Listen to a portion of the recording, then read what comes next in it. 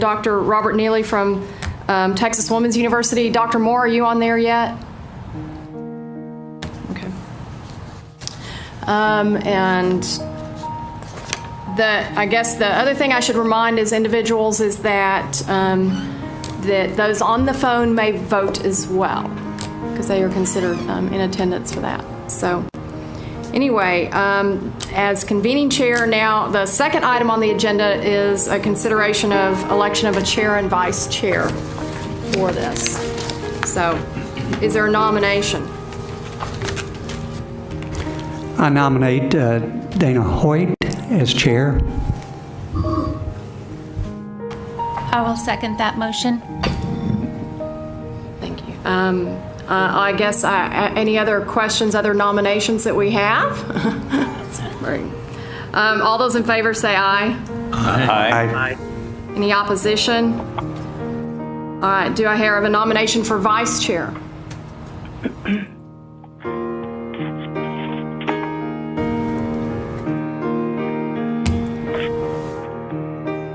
I'd like to, I'm assuming I can nominate. I'd like to nominate Martin Baylor from UT Rio Grande Valley. Do I hear a second? Second. Any other nominations or discussions? All right, all those in favor? Aye. Any opposition? Aye. Who was the opposition? No, it was the aye, I think, on the, it just was a late aye over the phone. A late aye over the phone is what it sounded like to me, so. All right, second agenda item then would be for our presentation here. Okay, thank you. I'm going to be doing an overview of formula funding. For many of you, I think especially those of you who have been on the committee in prior years, this should be information you've heard before, but I think it's important that we do a broad overview before we begin our work. And here we go. This is what I needed. Thanks, Paul. Okay, this first slide, and I believe you all should have the presentation in front of you. I think some of our larger monitors weren't working today, and it is up on the screen. This first slide is a big picture overview of formula funding. The legislature decides the amount for the formulas. The coordinating board does data runs and provides the information to the LBB. They divide the total among the institutions, and each institution is allocated a slice of the formula funding. And I think that term allocation is very important in this context. I want to mention that the formulas are intended to be objectively and equitably allocated, or this system does objectively and equitably allocate the amount from the legislature. The institutions directly receive this funding in the General Appropriations Act. And also wanted to point out that the funds are not budgeted. They don't come through in line items. They're for the institutions to use as they see fit. Okay, and then we have several slides that walk through the timeline, and of course this committee is a very important part of the first steps in the timeline. Starting today with this advisory committee meeting. Of course the committees will meet monthly for the next several months. You'll examine and consider changes to the formulas and present your recommendations to the commissioner in February of 2016. And then in March, the CAP committee, which is our Committee for Affordability, Accountability, and Planning, will consider the Formula Advisory Committee and the Commissioner's recommendation, and then will forward modified recommendations to the board. And in April, the board will adopt its final, the coordinating board will adopt its final recommendations for the formulas. Then in June, the board's recommendation will be, or on June 1st, officially, the board's recommendation will be sent to the Legislative Budget Board and the Governor's Office of Budget, Planning, and Policy. And the formula runs then will occur in the fall, and the initial funding run information calculations will be sent to the LBB on November 1st, and that run includes data from calendar year 2016. Appropriations bills will be considered in the 2017 legislative session using this initial data from the November 1st formula run. The final formula run will occur on March 1st. This is 2017, and it will include base year data, and I think it's important to understand the concept of base year, which will be summer and fall 2016 data and spring 2017 data. In May of 2017, the legislature will use the final data to allocate the formula funding to each institution in the GAA, in the General Appropriations Act. This is a pie chart that shows how the funding, overall funding for institutions, and the role that the piece that the formula plays in this. It is not intended to cover all expenses. Its intended uses and ineligible expenses are listed in the chart on the right. So if you can't read it there, hopefully you can read it in your handouts. All funds formula revenues are represented by the two dark green slices on the outer ring of the pie chart. So these consist mainly of the formula general revenue and the appropriated tuition and fees, and this amount accounted for 16% of the institution's FY 2014 revenues. So that's historically what it was in the last session. That's correct. Institutions reported sources and uses revenues of $13.3 billion in FY 2014. $4.3 billion were state appropriated, of which $1.6 billion were formula general and $0.6 billion were student paid statutory tuition and fees. And we'll talk about the statutory and tuition and fees in a little more detail later on in the presentation.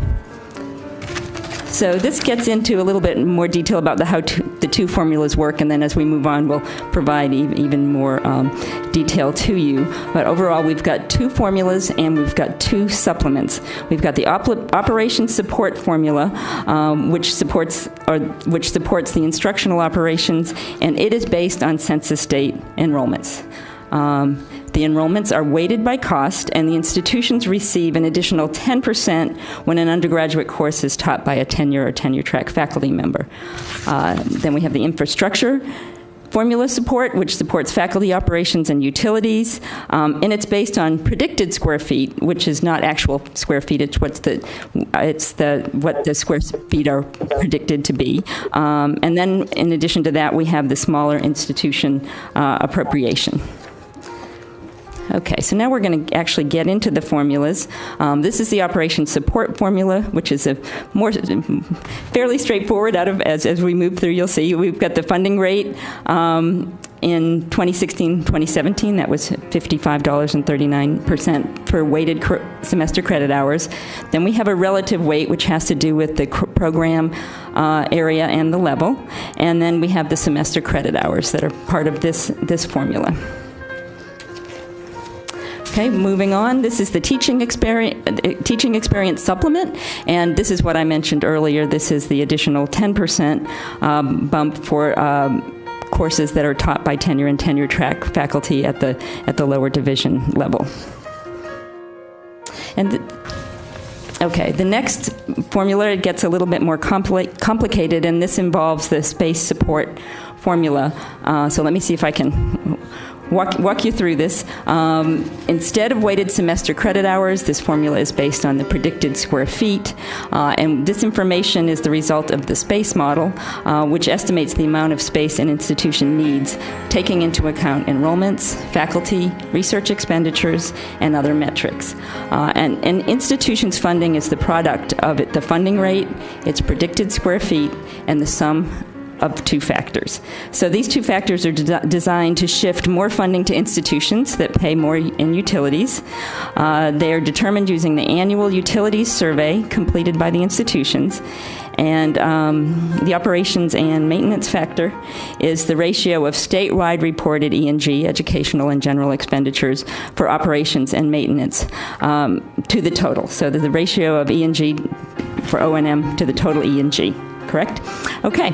And in 2014, our institution's operational and maintenance expenditures made up 43.5% of the total E&G, and therefore the O&M factor for this last biennium was 43.5%. The utilities factor is the complement of that. So that came in the last biennium at 56.5%. So that 56.5% multiplied by the institution's utility rate adjustment.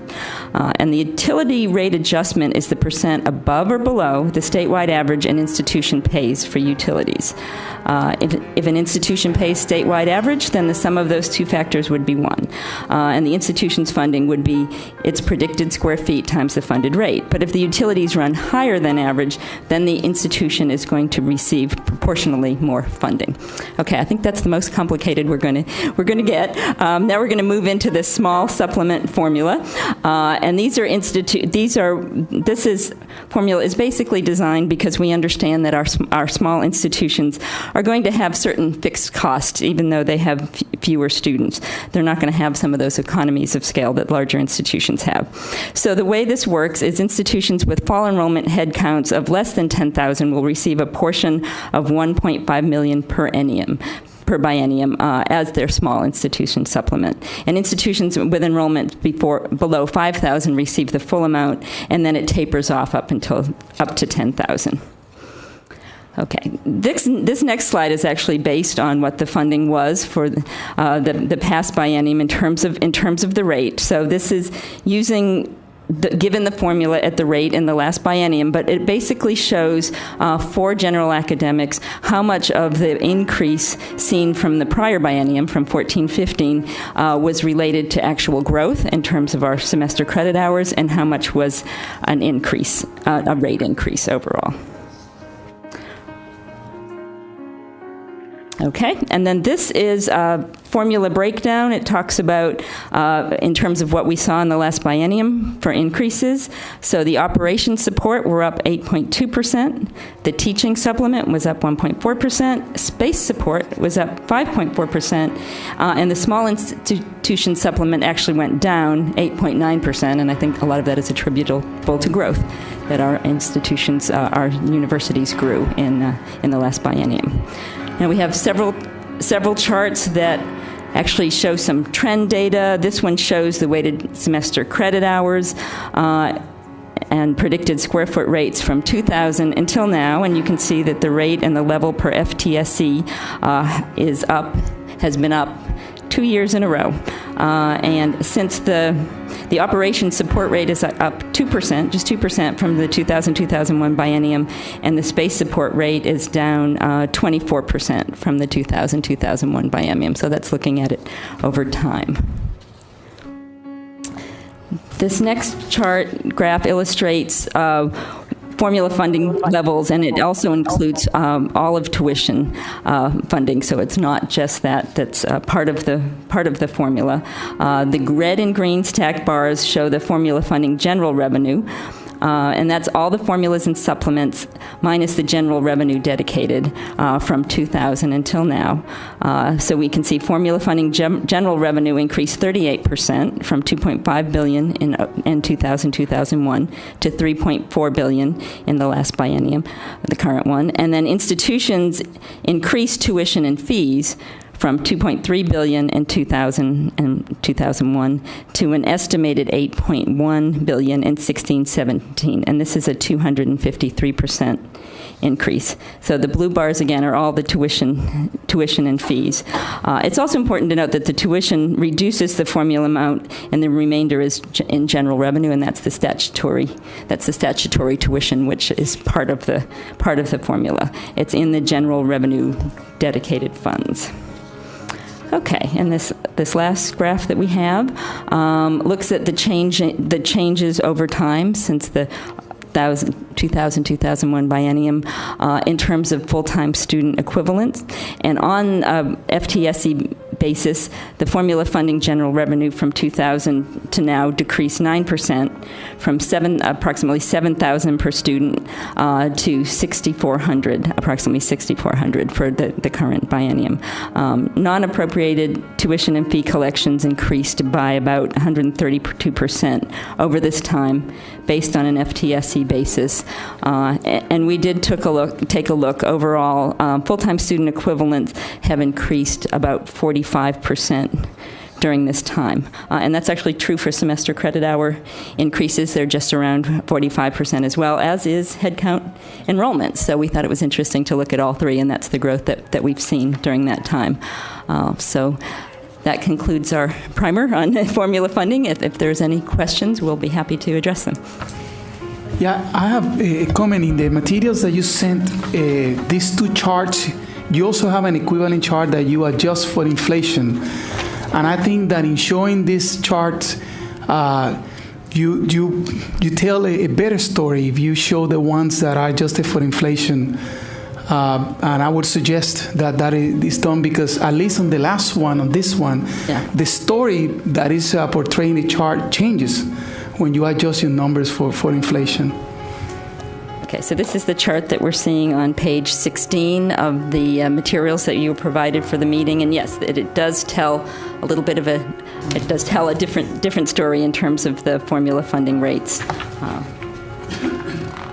And we see the decreases there.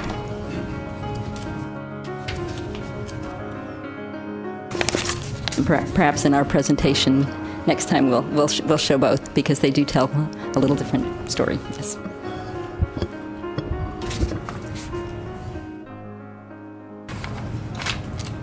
Okay. One question on the area where we're talking about the teaching experience supplement. I know this was a discussion 2 years ago. So that says tenure track faculty, and yet I believe in the formula it actually also includes full-time faculty equivalent. I mean, not equivalents, but full-time faculty. No, they do have to be tenure or tenure track. There was a suggestion, and we did some runs last time where we also included full-time faculty, but those didn't move forward in recommendation, and they're not part of the formula at this time. Okay. I just wanted to make sure what had passed and not passed on that. Okay.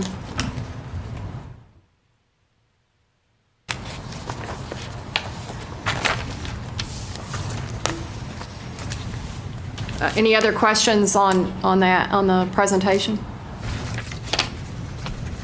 Okay, on the next agenda item, I guess, is discussion of the commissioner's charges to us.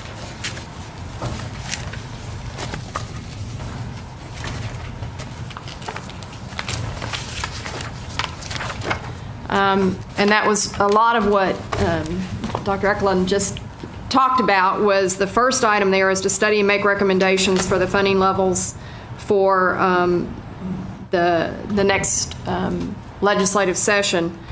And of course, this session we had was almost $4.7 billion. I think that part of what we're here today is to look at each one of these charges and then potentially discuss, which is what we did at the last 2 years ago, is look at different topics to discuss at some of the different meetings. So we can be prepared to discuss in detail some of those specific items. And so the suggestion I would have is for our next meeting in September to be prepared to discuss the formula funding levels and the models and stuff related to that in detail.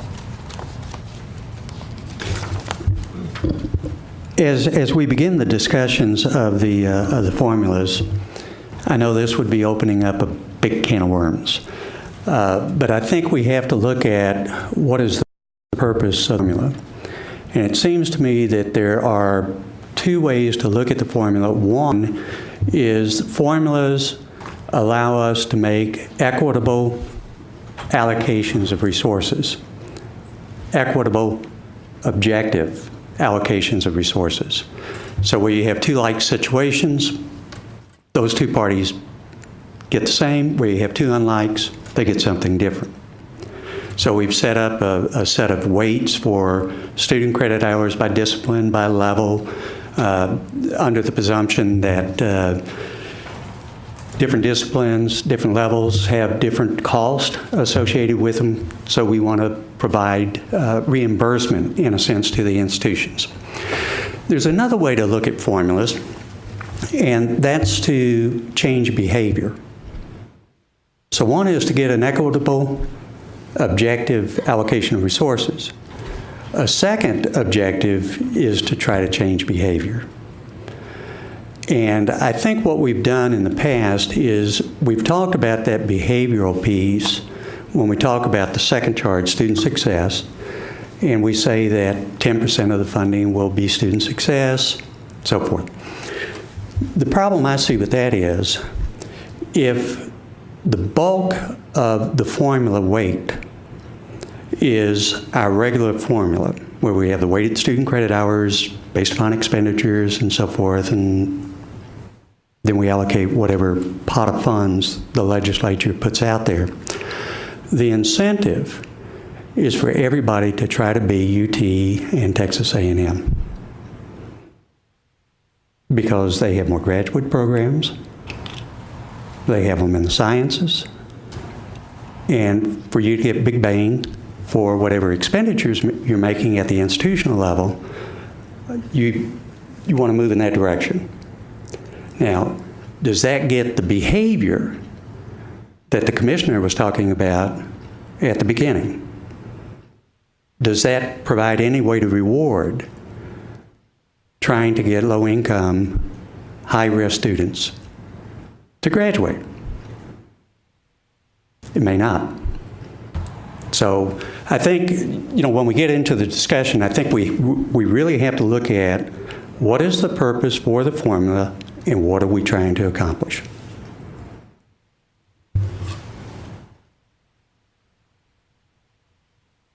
And I think that's a very appropriate suggestion, especially based on the commissioner's comments earlier that we may have to be thinking somewhat a little outside the box if we're going to accomplish what's in the 60 by 30 plan and not do everything as it's always been done. But part of that for them is that I know they have to spend a lot of time and effort to run different variations. So I think we have to articulate very clearly what we want to change as part of that purpose and how we want to do that, because we can,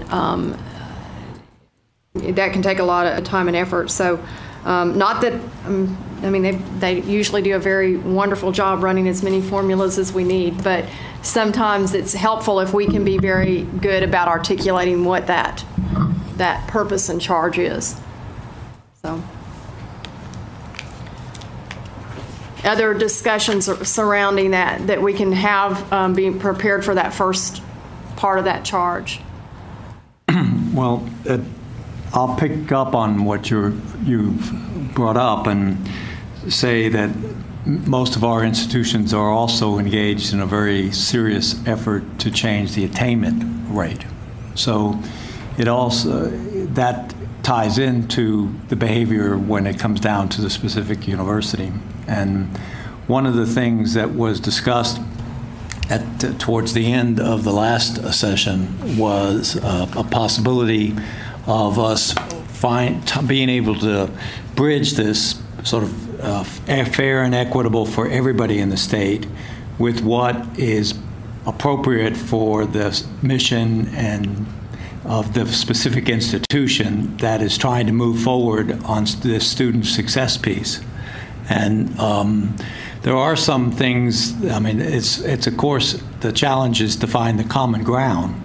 The second challenge, if you can find the common ground, is, the politics of it, that if it impacts anybody significantly, the idea doesn't look as good. I mean, so I think there are we kind of walk this line kind of carefully as we move forward.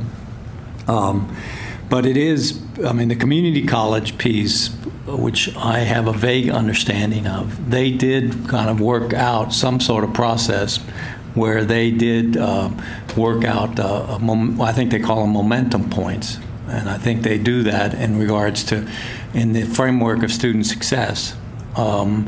and they reward. The way that it's described is that you're getting rewards when you get points that move your institution, your students, towards their attainment of a certificate or an associate's degree or a bachelor's degree. I mean, I think that there is some precedence on other, models that are right here in the state that maybe we need to kind of look at.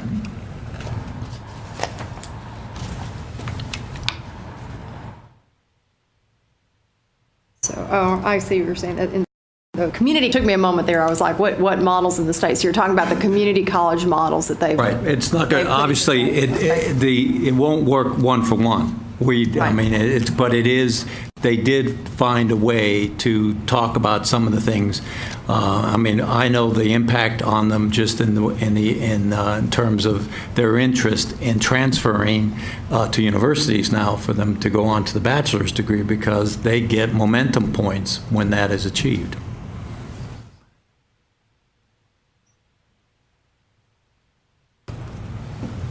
Any other comments on the first charge and the looking at that, potentially being prepared for that for the next meeting? Again, if there is other items that we can help provide the staff in that discussion, that would be helpful.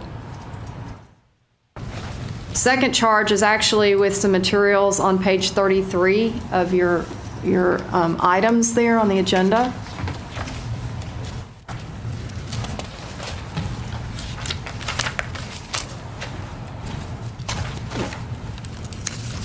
This was discussed at in the previous formula committee, and you see what the staff kind of laid out, what some of the recommendations were as far as the metrics and the ability to scale those metrics.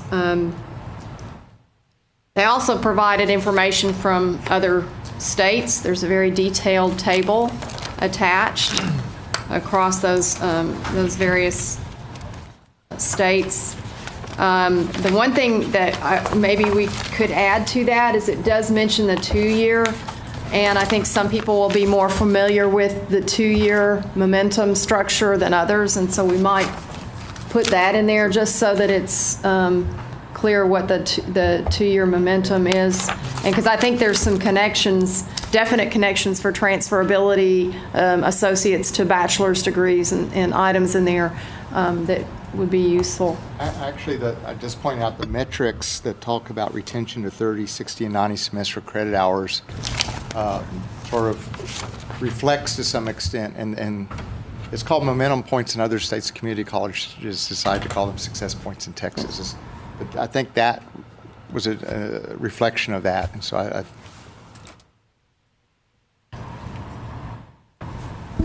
I'll get you the 2-year version of that chart that we have currently in the agenda materials for the national perspective. Yeah. I just think that we should be looking at least at what our own state has done on that, as well as those others. Yes. Yes, sir. So just throwing out there, Harrison Keller from UT Austin. So one of the limitations of using points the way most states use it, or the way the community colleges use it, is we still make assumptions about semester credit hours as being the unit of measure. And I'd argue that that's something that we shouldn't be so bound to, because what we found is we're working on lowering students' time to degree. Is it's important to draw a distinction between the accumulation of semester credit hours and the relevance of those credit hours towards a qualification. So what we want to do is we want to encourage students in institutions to have efficient pathways, and so. The ways that folks have conventionally been framing momentum points and thinking about semester credit hours actually pulls against efficient pathways. In what way? Well, if you want to maximize your formula funding, let's have students take more courses in residence. Let's add as we want students taking more semester credit hours, not fewer semester credit hours. So what we ought to be doing is stepping back and saying, well, what do we want these graduates to look like, what are the most efficient ways that we can get them to that.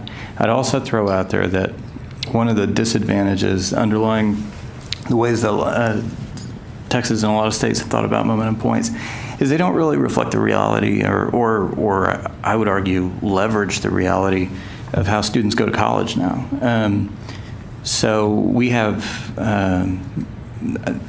nearly 2/3 of UT Austin students have community college hours that they brought with them. And a higher percentage of that have a prior enrollment at another institution of higher ed. That's really quite astounding, right? That's not the way UT Austin was even a decade ago. So what we see is students picking up semester credit hours, lots of different ways, lots of different places. They do dual credit, they'll do AP, they'll do credit by exam, they'll do online courses. And all of that should be considered and encouraged as part of the efficient pathways, right? So it's not efficient for the state to encourage institutions to maximize semester credit hour generation. We ought to be thinking about, well, how do we encourage students to get to meaningful qualifications as efficiently as possible? And that can include the kinds of partnerships that now we're trying to pursue with other universities and with community colleges, and trying to leverage different modes of delivery for getting students to that qualification. So what we found, both as kind of an internal improvement measure, and I think has a lot of potential also as a metric for evaluation, is looking not at credit accumulation, but looking at students' progress towards degree. So because then what does the state care if it was a dual credit course or if it was a transfer course? The state cares as a student on track to having a qualification. I think that's a really good point. The difficulty is, how does one do that for a formula system in a way that you can systematically do in a reasonable kind of way across institutions? And I think that's the one challenge there. And you're prorated across. Well, of course, one of the issues is it's across sectors. I don't, but what I'm thinking about is you talk about progress towards degree. Yeah. I think that's more challenging when you try to systematize that for each institution, identifying it in the same kind of way. You and I have talked, at some level, I think it would be great if we paid this much for a degree, period. Yeah, we're all for that. That's a total departure. Right. But I think part of what we have to understand is, how can one reasonably do this? It's at the institutions in such a way that you're not all actually costing the institution more than the benefit. But I think we need to get exactly to where you're talking about. So there's thinner and thicker specifications of things like progress towards degree. Like there's things that so there's some of the models that folks will use and that we've been working on and refining, where you use some sophisticated predictive analytics and that kind of thing to try to figure out progress towards degree.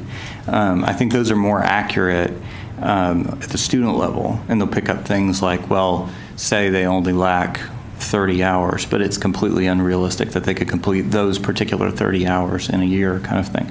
But then there's also a thinner specification that we use with students, like when students run their interactive degree audits, that basically just says, well, here are the requirements for your degree, and if you have half of them done, you're 50%. And so that indicator is one we're experimenting with as part of this.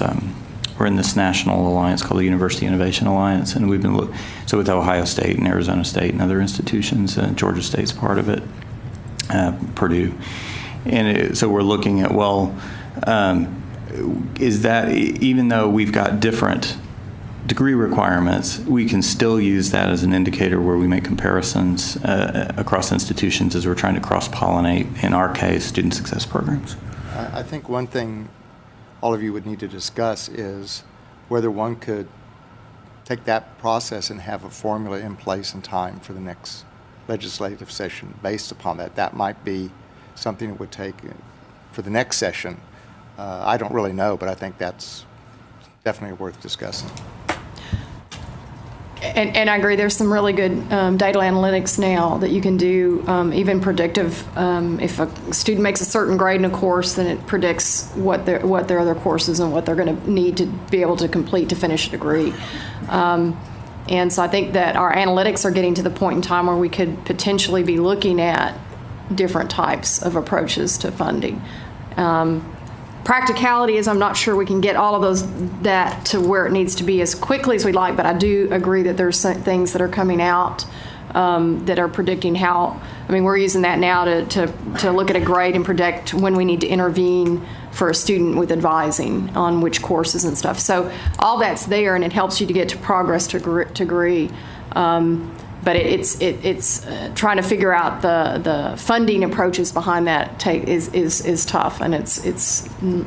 I'll say this one thing and then I'll shut up. So one of the things that I think's impeded committees like this is that they're trying to turn the whole battleship on a biennial basis, which is just unwieldy, and then it just devolves to everybody's looking at their runs and and that kind of thing. So one of the things that I'd throw out there for consideration, especially if there are things that the committee thinks might be interesting or at least worthy of consideration that leverages some of the innovative work going on, say with predictive analytics at Sam Houston and other institutions, is that maybe you don't have to turn the whole battleship, right? Maybe there can be ways that you make improvements in the system, but also give the commissioner more authority to have a subset of institutions where you could have a proof of concept. So you're not just coming in with another set of spreadsheets, but you'd have even the set of institutions that have the capabilities to be able to put this into practice. Then you've got an existence proof, right? Then you've got, well, we actually tested this out, or we tested out 2 or 3 different innovative models, and now that's going to do a better job of informing the decisions by the executive branch and the legislative branch. I would agree, and I mean it's the same thing. We've got one of the charges is looking at competency-based education, and how do you analyze the cost structures and things related to that, which is very different than our normal credit hour production model. And what you're talking about is just another variation of that in a different way. And that's kind of what I guess that Commerce and Texas Southmost, I mean, they were kind of the pilots, so to speak, on some of that to see with some information on that. So, and I think charge 2 might be a good, and potentially looking at that after or next meeting or whatever, would be to have the discussions of are there some approaches and pilots that we should look at for those metrics, and broaden the thought and process of that on the metrics. Go ahead.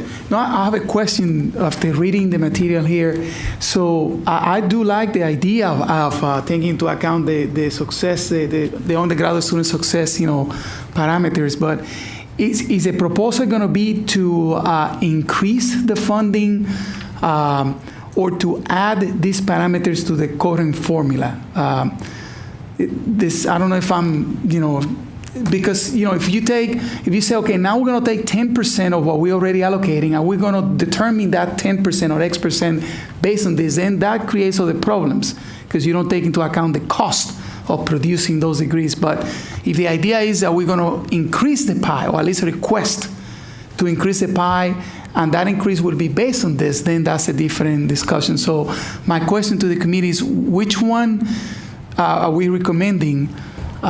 Is to include it in the current formula or to add for an increase?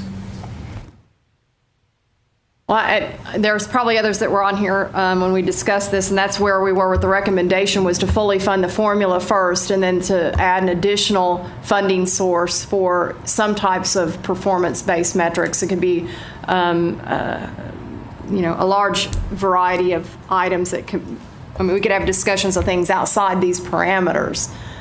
Just as we were discussing, but that was the thought process that went in when we were looking at some of this modeling before. And I'll stop. So it could happen that the legislature can say, well, we kind of like all these factors, so we're going to now allocate part of what we already allocate based on this. That's a possibility, or that's going to be part of our discussion. Yes to both. Yeah. At one time, there were 13 formulas many years ago, and the legislature came in, and Senator Ratliff, and actually reduced them to essentially where we are now. Okay. And so there is that tension. Okay.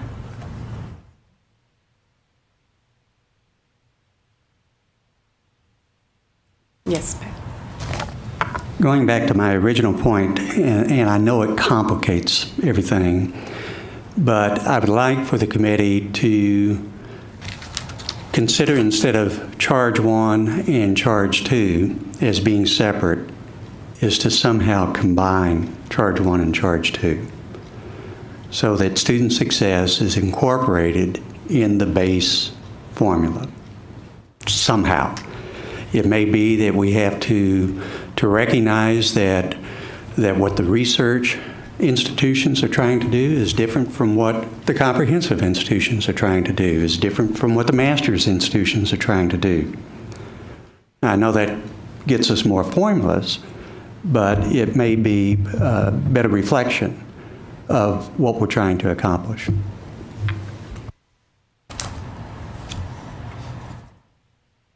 I think that's, when we come prepared to talk at the next meeting, I think that we have to look at how we want to, what do we want to define as a formula, other approaches to the formula, so we can get good definitions for the staff to try and run some data on.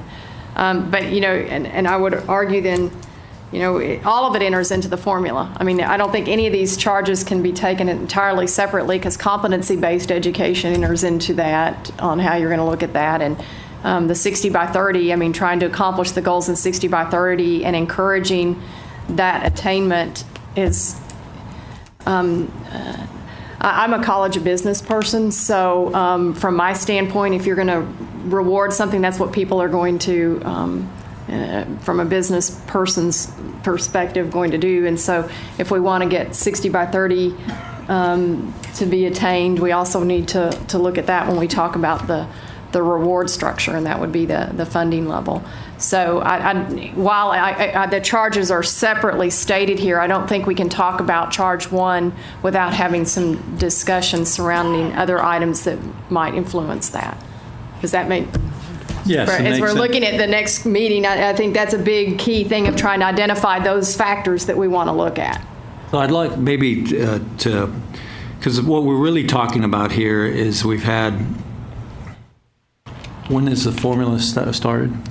I mean, this goes back to the 60s, right? I'm told it goes back to the 50s. So the basic idea was access. I mean, it was all, the policy at that point was expanding access. I mean, it really, and the formula is really set up to promote access, participation, I'm not sure about that. I think the formula is more about providing an objective means to allocate resources.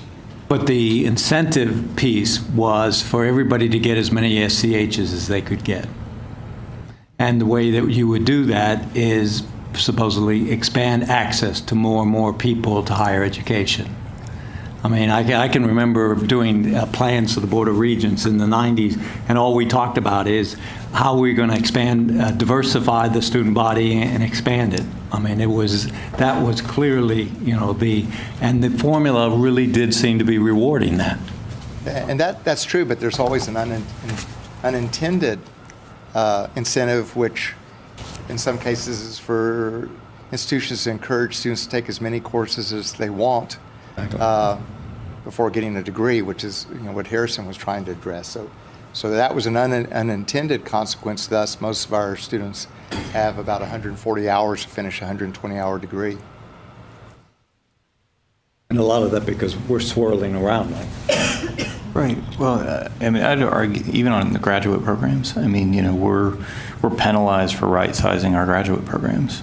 We're because our semester. These are heavily weighted semester credit hours, and so we would lose those weighted semester credit hours. Well, it may be a good thing from, not just from an institutional perspective, it might be a good thing from the state's perspective to right-size graduate programs. I mean, in a former life, and this is not the position of my institution, I'd suggested that perhaps there should be explicit incentives for even closing graduate programs. Where institutions should be able to retain some funding or kind of wean themselves off of that weighted funding because it's not aligned with the kinds of goals that are in the new plan. And along those lines, it was pointed out by committee a number of years ago that your point about an incentive for graduate programs, if you really look at the formula, you think to Julie's presentation, it's not as though you have as much money as you really need for that program anyway. So you still have to make up the money from somewhere else. So if one really understands the formula, understands real cost, in some cases you would choose not to have the program. Doctoral programs especially, since you can't raise the tuition, since you have to pay the tuition. Yes. I mean, and since the formula is now much less of paying for that whole thing, that it was one thing when, it was the support was more than 20%. So it is, I mean, it's especially in doctoral education, it's made that proposition very, for the institutions, it's made it counter, the incentive is counterproductive. Yeah. I mean, a lot of what, if you look at what's happening, a lot of it, what's being paid, the doctoral programs are really paid by the lower division programs.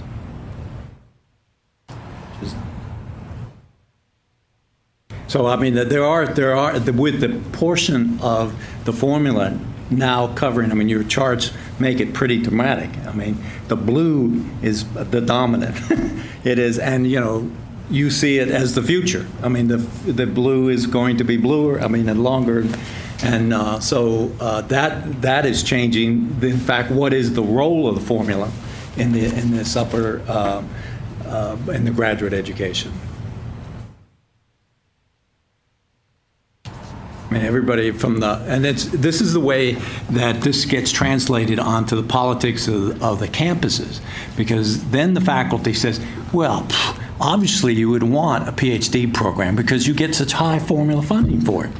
And I said, have you looked at a business model on that lately? I mean, there's no way that even if it is engineering and it's 16 or physics and it's 21 to 1, let me put it down for you, show you how much tuition we get that we cannot get from doctoral students because we pay for the doctoral students' tuition. So I think that's the kind of the thoughtful way on this is to come up with some of those items so that we can come back and discuss specific ones at the September meeting so that then we can look at models for October. So what we've got is the formula funding discussion, charge 1 at the September meeting. October, we can look at models. We can also look more detail if we need and bring in information from other states as needed for some of those student success performance metrics. The third item is competency-based. The last committee charged Texas A&M Commerce to look at their costs on the development of their competency-based and how much that's costing them to do that competency-based program. And I think that they worked, and the coordinating board worked together, and that they'll be able to provide us the materials of that cost analysis in our packet that will come out for the next meeting for September. So you should be able to give that competency-based information some. So we can also look at kind of what that is as we're talking about the formula then. So you'll have the details behind that for the September meeting. Charge 4 is to study and make recommendations on the treatment of pharmacy hours for professional practice.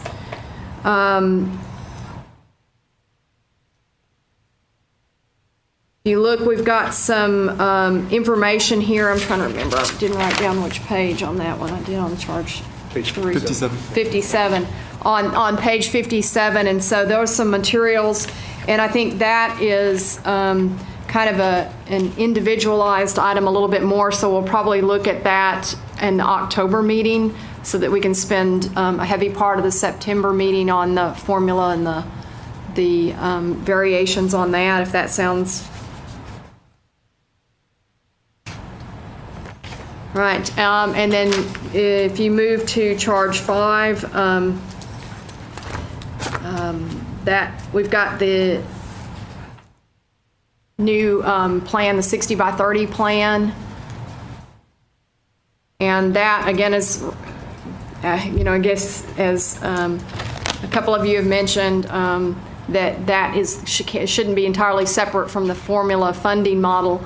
And so as we have that discussions, you might look at the 60 by 30 plan and be prepared if there's some items in that you want considered at that September meeting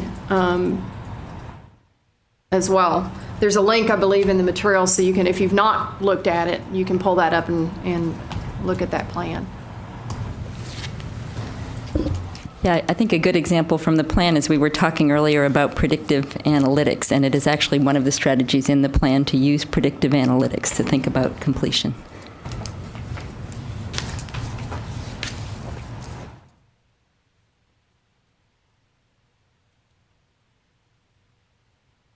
All right, so other items on that are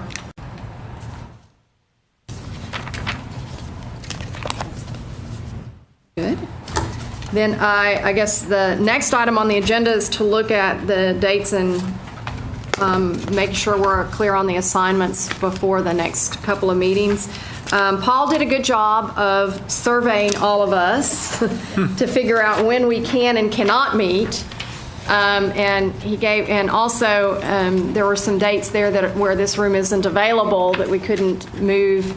And so it appears that there is a quorum on the dates that we had tentatively set. So it looks like we will have the next meeting on September 9th, October 7th, and then November 4th, or what is set at this point.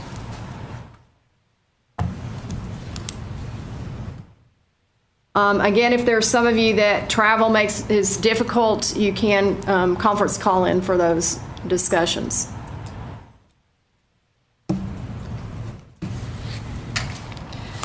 So, and then, so what we've, yes, ma'am. Was there any consensus on the times for those I believe meetings? we settled on that. We settled on that 1 o'clock, or where they were was on that 1 o'clock. So that allows travel time in the morning to be able to get here. So. Okay, thank you. So we've got 1 o'clock for those dates.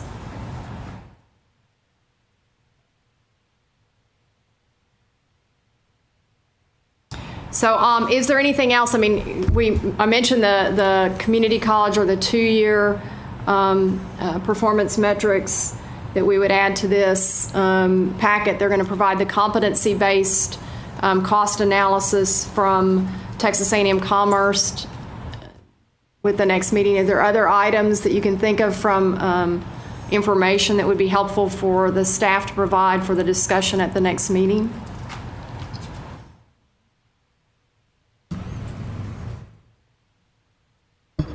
Would it help to have the summary document of the plan, goals, targets, and strategies rather than the full plan? Would that also be helpful?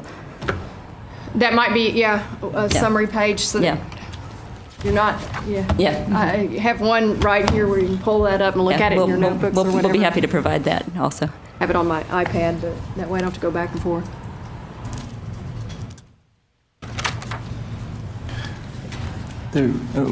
Julie, I think Martha Snyder from HCM Strategist has put together some documents recently on what kind of states have currently done and are considering on different funding strategies. So it might be good to talk to her. Wonderful, yes. Yeah, We'd she be happy might to already do have that. stuff. Okay, thank you. I don't know if there's a way to do this. I came in late to the committee. I think I was there for the last 2 sessions. And hearing the commissioner's comments about the recommendation was to fully fund the formula, and then the legislature's seeing that as probably a very bold move. I don't know if there's a way to understand the balance between the recommendations of the formula and how the perception will be from the legislatures, or if there is already some expectations from the legislatures as to what is palatable in what we recommend. And that may be a very far-fetched statement, but it may help to guide some of the discussions as well. Let me give you a couple of comments made by the Strategic Planning Committee that developed 60 by 30 text. And their thought was the last goal regarding student debt is a good beginning point, that to realize the connection between state appropriations, formula funding, the availability for student aid, money for capital budgets, and tuition, and that all these lead to directly, or at least very closely, to student debt and the volume of student debt. And they felt, Larry Faulkner particularly pointed out, that it's easier to talk about some resource issues in the context of what it means to the students. And so I don't know, I thought he made a good point. Well, that's been proven that on that student debt is a factor of tuition as well as state support, all those. And so that's a good argument. I don't know. I mean, it's a good question. You know, if we ask for a level that's not even within the realm of where that is. So it's hard to pre-decide where the legislature might be on anything, I guess is the term I was trying to go for. So I think we have to do as hard a work as we can to look at and justify and provide the background, and maybe we also want to fund some different approaches to see if we can change some of those behaviors or those things. Could you summarize? Just as like Dr. Keller was mentioning, I mean, there might be some items there that would help us with that. Well, picking about David's comment, I mean, one of the big drivers of student debt is student behaviors, and so the cost of degrees and the return on the degree are gonna depend a whole lot on the time to degree. You know, if they take a long, tortuous path that may or may not be because we've got Byzantine degree plans, then their lifetime earnings are going to be less. They're going to be more likely to have debt. So we need to. So again, I'd put a plug in as we're thinking about these funding models that we ought to think about the ways that students actually consume higher education, and are there ways to encourage institutions to sort of lean into those trends and take advantage of them, where right now we don't have any incentive to do that. Well, and I mean, there's so many factors in student debt. I mean, it's socioeconomic, it's time to degree, it's the ability or many students now work while they're in school. So there's a lot of dynamics that enter into that. In terms of the time, we know that the longer a student takes to graduate, the more it costs them to graduate, because they inevitably take more hours, which costs them more, can lead to more debt. That tends to very often be students who have the least ability to maintain debt, and also costs the state more. Right. And so that's right. Now, I would encourage you to actually read the entire section on the debt in the plan, because some of these points are made. Yeah.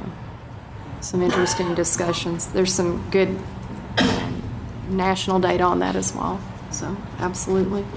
All right, so something that when I mentioned this about using the inflation chart, because to me it was a surprise, when I look at chart on page 20 of the materials that you sent, that tuition basically hasn't been going up, since the 08, 09, when you adjust for inflation. So I was one of those parents, I have 6 kids, and I'm one of those parents that believe that this debt is associated with the increase in tuition, but it's not.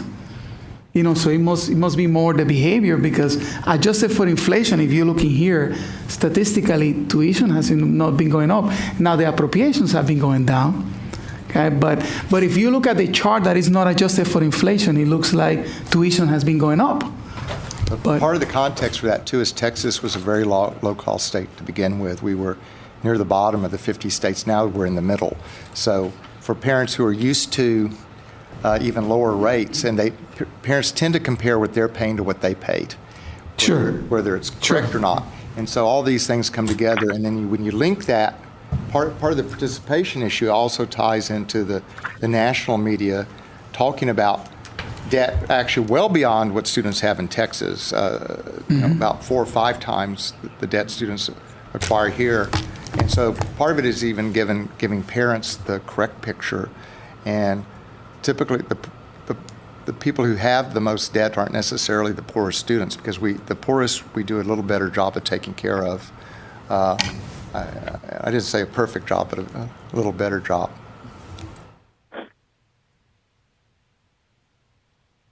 So we have kind of the agenda set for the next meeting, which will be September 9th. We'll be looking at the information there, as well as the competency-based education information, be looking at what criteria or what other factors we want to model before the October meeting, and have those discussions with that.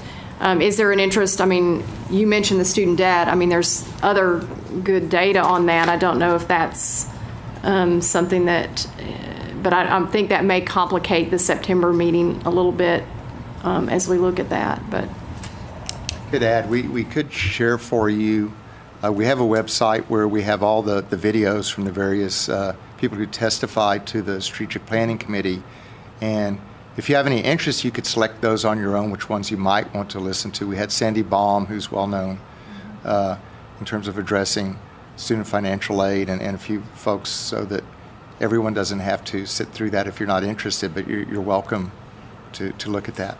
all right, that'd be great. We'll send that out. So if any other items, all right, then I'll take a motion for adjournment.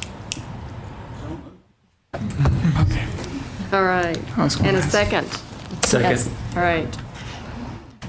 Thank you.